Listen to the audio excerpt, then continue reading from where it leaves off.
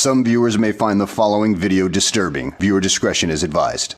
Hey everyone, welcome to the discussion for Picture Perfect, which is one of the newest games by Arcane Wonders. This one was a game that I actually had demoed at Gen Con and had Jason Levine from the Dice Tower kind of, he was talking up this game. What's his brother's name, Adam Levine? Yeah, he is, yep. Boy, that would be quite the stark difference between those two. Adam's just like... But it was introduced to me as it's a logic game, and man, he really did hype it up, because he's like, this is one of the best logic games ever. This game is okay. You know what? This is my kind of logic. Like, this is Yeah. tolerable. I thought you liked Search for Planet X. Okay, I guess you didn't. I don't remember not liking it. I remember tricking Devin on accident. Well, because it was like basic, because we played on the easy version, which, but anyway, so, yeah, the point of the game is you are trying to, organize people and, you know, in, the ways that they want from their envelopes. Pretty replayable, I guess. Yeah. Like, it has, I mean, you're gonna see the same types of cards, but they're gonna be in different envelopes. And I don't know. I think this game is just, it's okay. It's okay. So, I'll let you guys talk. What do you guys think of Picture Perfect? Well, let Kat go, because I think she likes it the most. Yeah, I like it. I think it's a nice enough little puzzle. You don't have to stretch your brain too much. Not a whole lot of mental gymnastics going on, but just enough that you're like, where did this person need to be? Or like, what you do have to weigh, like, what's more important to you. Like, I can still score off of this, or sometimes you don't realize that you can score like, I can actually get 2 out of 3 instead of just the 1 I thought. Or you just have those cards that you're like, this isn't working at all. This person just cannot get what they want at all. Yeah, I don't know. I think it's interesting. I think it's just enough, like, stuff going on for this game. But, I mean, we've played it twice now. This is my second time playing it anyway. Yeah, I played it at Gen Con. And that's enough for a while. For a little while. Yeah. Because it is going to get samey really quick. Like, it's just, there's not enough variety. There's just... It falls into the trap of, the only logic game I can think of is the Search for Planet X, because that's also one of the newest. It doesn't have the benefits of an app randomizing everything. Because Search for Planet X does have the app. It also has the expert mode, which this one doesn't have. The same cards, the event cards, really, or how you draft the different envelopes, they're the same for these 6 cards. Just in random order. Yeah. So you know what's coming up. You know how you're going to get some. You know... eventually you'll most likely get to look at almost everyone, but not everyone. It's very free-flowing, which is nice. It's not so... With this game, which is actually a perk over Search for Planet X, is if you misinterpret a rule or a piece of information, your game is fucked the entire time. Yeah. All your information is skewed. Yep. And that's very punishing, especially if you're... Very realistic, though. I guess, but... it's still not fun if you play a game and you're like, wait a minute, I misunderstood that comment rule. Well, whoops, alright, negative points for me the rest of the game. Yeah. Or I scratched out the wrong thing. Yeah. There's no way to recover. Exactly. And this one does not fall into that trap. It is, like, you can look at someone and it's like you can look at, you know, the pompous rich kid and it's like, I want to stand next to this person. And you can take that person he wants to stand next to and put it next to him. Yeah. And be like, okay, now because that's kind of what I did, is I had the rich kid, and he wanted to stand next to, like the guy in yellow and then the girl in blue, and it's like, and so I just placed them there. Yeah. And then whenever I got those cards, I was like, oh, okay, now let's see what kind of rules they have. Can I finagle this to now meet their requirements as well? So I like that. It's not as strict or punishing. So, Brett, what do you think? Couple of things right off the bat. One is, personally, I really, really like logic puzzles. Okay. And I grew up with doing some in school. I enjoy playing Sudoku. Oh, yeah. I was really into Sudoku as a kid. Yeah, and I still am, so shut up. No. It's not that I don't. It's just I'm not going out of my way. But anyway, keep going. So the first thing I would say is I would not call this a logic game. Okay. I would call it a memory game.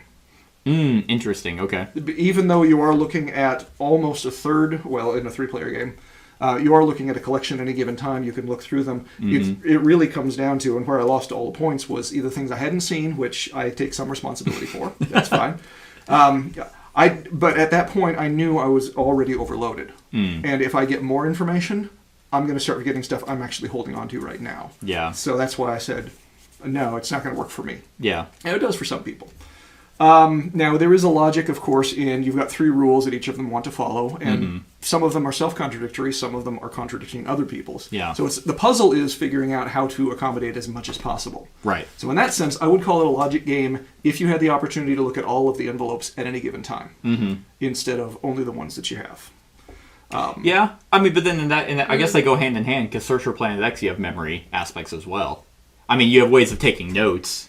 Right. But like whenever you're given like a press conference, or you know, whenever you're like, I'm gonna do a research on that sector or whatever. Right. You have ways of taking notes in that one, which help with the memory. Yeah. So essentially, this is that. You just don't have ways. I guess you could take notes, but that would Slow really everything bog this down. game down. Yeah. It would. So if this were a true, okay, if this took out the memory aspect, then I think it would be really bogged down in rules and trivialities, and everyone is just trying to math out the perfect way of doing it, and that's not going to be very much fun. Yeah, you except lose for a few mathematicians. Right. You lose the gimmick of the game of Right. trying to take a perfect picture. There's even a rule where you technically do have to take a picture. And Which is fun. To prove that faces are blocked. yeah, but that's really it. And we'll talk about that in a sec. So, getting back to, so beyond the classification aspect, it is light. It is not intended to be, you know, I'm trying to figure out how to possibly maximize everything at any given time. It really is, oh, screwed up. Oh, well, I Yeah. lost 3 points. Yeah, the game takes like 30 minutes to play. Yeah. Slightly heavier than what I would call the filler, Yeah. but it can fit into that classification, or for people who really are adept at this, it would be a silly little filler. Right. So, if it's funny enough you mentioned Sudoku, quick bunny trail is whenever I was in 8th grade, that's whenever I was like really addicted to Sudoku. And my 8th grade science teacher, he's like, what is that? And I was like, oh, it's this like puzzle game. And he got hooked on Sudoku as well. I'm like, it's so addictive. You were the Sudoku dealer. Yeah, I was School, like handing out books. handing out little books. No, I remember I bought him like a bunch of books. I went to like the dollar store because I was in 8th grade. I didn't have like any money, and I bought him like 3 Sudoku books. And then he wasn't there the next year, so I was sad. But They were like, listen, I mean, probably growing because- older, it's like, ooh, no, I'm doing Sudoku with kids. No, it's probably that he just, He's got probably- so into Sudoku that he forgot about his job and he's homeless. And He's still on the streets today begging people Begging for math. Sudoku Yeah. puzzles. we Yeah, work for Please. Sudoku. there are some. But anyway, back to this. It's so the gimmick, of course, is whenever they called it picture perfect, and then like the demoer was explaining the game, and she's like, "All right, you guys need to take a picture," and I thought like, oh. Like literally with my phone, I actually have to take a picture, and she's like, "Yeah," and And there's some kind of a scoring app. I thought there that was a Kat scoring thought app. there was Yeah, like a I cool was like, app. oh that, my God, how kinda fucking neat. The Between Two Castles, Yeah. like the app. It would have been, and that's the problem. Is purely for the sake of gimmicks. Yeah. There's one logic in this where it ever comes into play, and it's like I don't want people to see my face, or I don't want anyone to see that person's face, and only then does that come in handy. I wish that taking a picture mattered more for whatever reason. Other Yeah. than just being silly. because, other than- because it was so stressed to you as important, Yeah. Well, she seemed or like that it fits the gimmick. because so well. demoers really can skew. Like if you have a great demoer, it can also skew it in a way that makes the game better than it actually is. You can also have shitty demoers, which I had, and in my whenever I went to Gen Con last, I had a really bad demoer that almost made me immediately get on Kickstarter and sell the game. Oh shit. Because I was like, dude, fuck this game. And then I was like, I went on and I looked up the PDF for the rules, and I was like, no, he taught it wrong. And I'm like, oh my god, because whenever you're demoing a game, you have to be like, hey, this is a demo. This is not, we're omitting rules, we're shortening it, we're cutting it, we're doing this, so more people can play the game, and you're not sitting here. And he didn't do that at all. Anyway, but no, she seemed like really excited about, oh yeah, no, you really take a picture. So in my head, I was like, oh, that's going to come in handy. Because we obviously didn't play a full game of this. We didn't, look at every single card. We didn't look at every single card of these. So I thought like that there was more to it, and technically there is, but yeah, the picture is just to have a fun picture. Yeah.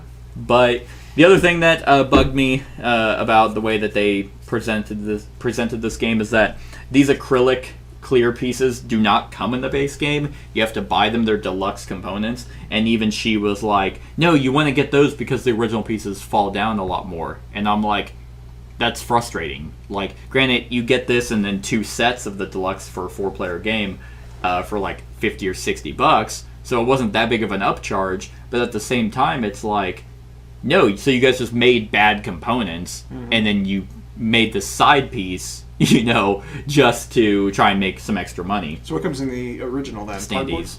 Okay. Yeah, they're cardboard. And like, I mean, the bases for these they're a lot heavier. And I can say we didn't play with these in the demo. We played with the cardboard, and they do fall down. Like these do have a little bit more weight to them. Like just doing this, but just doing this would have knocked those original pieces down. Right. So A stray sigh would send it all tumbling. Well, that's not a sigh. yeah, yeah, and then they all fly across the table. But that's just annoying from a business practice to be like, okay, so you released a shitty component game, and then you're like, oh wait, we can fix this. Yeah. Give us more money. Yeah, you create the problem so you can sell the solution. Yeah. Apple's idea. Yeah. Well, that's what works for pharmaceuticals. Yeah, I was like, or I was gonna say mechanics, but that also works. Oh man, your timing belt's out too. Yeah. Sorry, man. It was working just fine, yeah. But whenever we fit, Don't we're be the surprised experts. in a week if you have an oil leak. So. Yeah. The other thing is like the VIP card. It's like I wish there was something in the rules where it was like that you had a certain timing of when you had to put it to have some risk. Yeah. Like for me, that because like we all had one that we got all 3. Yeah. And at the end of the game, That doesn't change the score at all. The relative score. yeah, we all pretty much stay the same. Yeah. And it would have been nice to you had to pick one, maybe your opening hand, and you're really trying to hold on to that person the entire time. Because there's cards in here that's like, steal one, Yeah. pass one on. I did make myself nervous. I put my VIP on my plant in the second, I think, turn, or maybe just right. Yeah, I think it was the second turn, and I was like, I probably shouldn't have done that. Yeah. But I was so confident in the Right, plan. and it's like, yeah, that could be stolen, and then, because the way that the VIP cards work is, there can be multiple VIP cards in one envelope. Yeah. But, there's never gonna be. Right. The way that just the game works, it's too free-flowing. Yeah. And that's kind of what it's like. I like the way the game works. It works perfectly fine. My only gripes are really from a business perspective and the demoer. Yeah. I mean, she was cool, but like, yeah, the demo was it's a hyped up Gen Con demo. But what bogs this game down for me is that the scores are relatively the same until oh, I didn't get to see that one. Well, I had to place them there, so I guess that's -3. Yeah. And it's too free-flowing for me. Like, yes, there's the frustration of search for Planet X and you misinterpret a rule and your game is essentially fucked. But this one is like, you'd have to go out of your way to make mistakes. Right. Be like, oh, I'm not gonna look at any of them. I'm just gonna place them and hope. Like, that's really how you tank a score. But that's just me. That's kind of how I like games. I know there's an auction rule where you have the decorations. It's throwing a wine bottle at the person.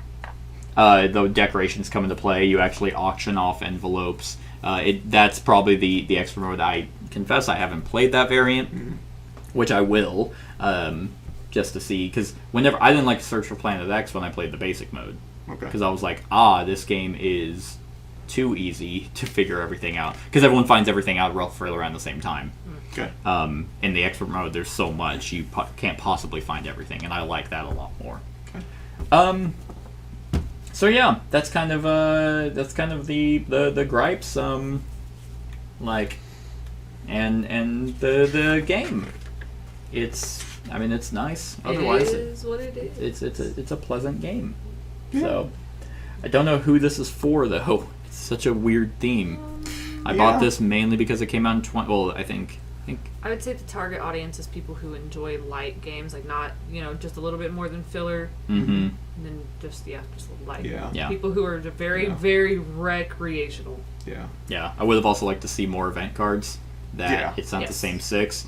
These ones would have just been nice that you don't know what's going to come. I mean, more creative ones like the dance one, where it's like, oh, okay, people go dancing, you shuffle them up, and then you get more back. They go off to dance and they come back. You're like, wait a minute, you weren't here before. Okay, where the hell do you want to stand? Like, I don't want to be next to this person or that person, and I want to be as far away from the table. It's like, Great. Well, they both want to be by you, so.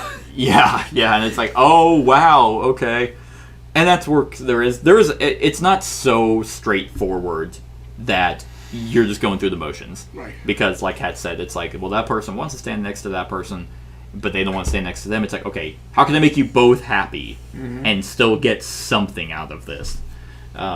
Which is thematic. I think they actually do a pretty good job with that. Yeah. One thing I think they really missed the mark on is naming these characters. Yeah. Like, And give it I backstory. guess, yeah. no, it would have been cute. No, It- like a couple of lines in the book, not on the cards. oh yeah, Just to add to the theme, because it is very theme heavy. yeah. It seems like this is a family. This could be 100% abstract, Sure. and they put on a good theme, and they played it up nicely. Yeah, the like- art, the time frame, it all fits Yeah, nicely. I mean, yeah, the backdrops, like, of where they're at, trying to take, and they seem like a family. Yeah. And it would have just been nice for them to, I mean, you could have easily put a name. So whenever you're talking, and it's like, oh, by the way, we're doing Charles, and then William, and Rebecca, and Agatha, and Agatha, and Agatha, Agatha, and Agatha. Charles, and Brittany, and Clay, and Agatha. and Agatha, and William, And Skeletor. and Bebop. And He-Man. And Blitz and Chits. Yeah, but no, I mean, I guess maybe that's part of the fun is you create your own Naming them yourself. naming them yourself. Yeah. I don't know. I mean, I thought it was hilarious that you named the dog Korg. Because I thought you were talking about Korg from... Thor Ragnarok? No, it was Korg the Corgi. Well, I didn't know who you were talking about. Yeah, Originally. see, exactly. But if he had a name on the card, you know who I was talking And they about. probably would have named him something stupid like... Barry. Slurp. That's an amazing name. Woofy. Yeah. Woofy. So as you could see, this game is fine. It's fun. But Kat said, it's like, all right, I've played it, 2 times in a row. I think I'm done. That's enough. Yeah. That's enough. In a few months, maybe. Maybe I'd not. give it a couple weeks. Give it a couple weeks. Yeah. It just needs a cool down period, that's all. Sure. All right. So on a scale of 1 to 10, what would you guys give Picture Perfect? You know what? I'm going to give it a 7. 7. Yeah. It's a pretty decent score. Yeah. Brett? I'll go 6. I'm at 6 as well. Well, I'll take it back. I take it out of 5. No. No. No, You liked it better than I we did, just like and that's it. appropriate. You know what? You're Yeah. right. 10. No, 7. It couldn't possibly be perfecter. Yeah, we had no Your picture complaints. probably could though. Now, on a scale of other games, it's a little above middle. Yeah, Yeah, like 7 is the good. the actual score. Yeah. It's slightly above average. So, all right, that's our thoughts on Picture Perfect. Let us know what you think of the game in the comments below. Other than that, like, comment, share, and subscribe, and have a wonderful whatever time of day it is for you. Hey everyone, thank you for watching, and I really hope that you enjoyed the video. If you would like to see more of my content, go ahead and click that subscribe button and the bell to be notified whenever I upload any new content. If you feel like supporting the channel, you can go ahead and click that Patreon link to be taken to my Patreon, and any help is truly appreciated.